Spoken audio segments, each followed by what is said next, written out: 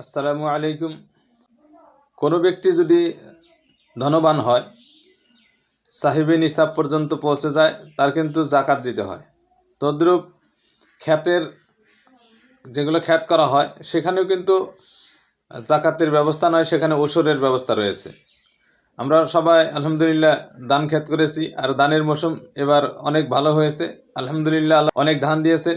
আমার মনে হয় না কোনো মানুষ এমন দেখছেন যা গোসা খেতে এত ধান হয়। সেজন্য এগুলো আমরা ওশরের ব্যবস্থা করব, কারণ ওশরের বিধান শরীয়তে করেছেন। যদি কোনো প্রাকৃতিকভাবে খ্যাত করা হয় সেখানে কিন্তু 10 ভাগের 1 ভাগ দিতে হবে। আর যদি কৃত্রিম প্রযুক্তি ব্যবহার করে খ্যাত করা হয়েছে সেখানে কিন্তু 20 ভাগের 1 ভাগ। আমরা অনেকেই শুনেছি 40 ভাগের 1 ভাগ। 40 ভাগের 1 ভাগ এটা টাকার ক্ষেত্রে, ওশরের ক্ষেত্রে কিন্তু নয়। 40 ভাগের 1 ভাগ দিতে হবে টাকা, তার মানে শতকরা 2.5 টাকা দিতে হয়। সেটা 40 ভাগের 1 ভাগ হয়। 100 টাকায় 100 টাকারে 40 ভাগ করলে 2.5 টাকা আসে। কিন্তু ধানের বিষয় নিয়ে ধানের ওষুধটা এমনভাবে আসবে, আমাদের অঞ্চলে বিশেষ করে কৃত্রিম প্রযুক্তি ব্যবহার করে, মোটর, সোলার এগুলো ব্যবহার করে কিন্তু আবাদ করা হইতেছে।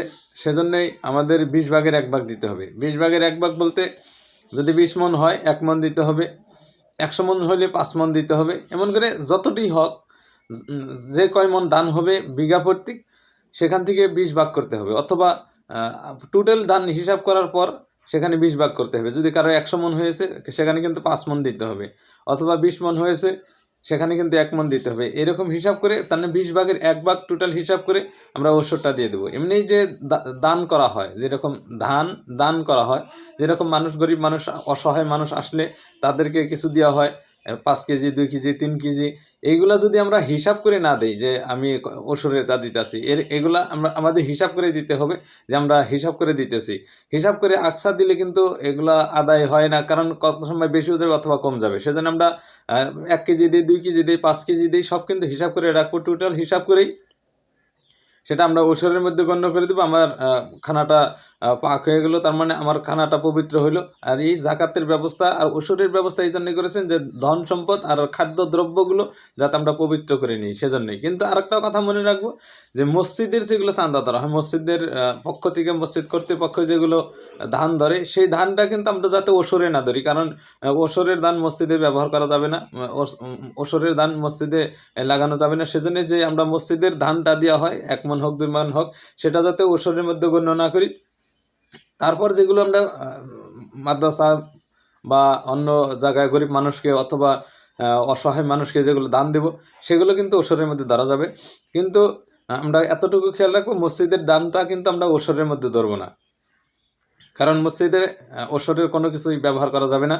সেজন্যই আমরা এটাও খেয়াল রাখবো। আর আমরা ওশর সবাই আদায় করার চেষ্টা করব। আল্লাহ রাব্বুল আলামিন আমাদেরকে বরকত দিবেন।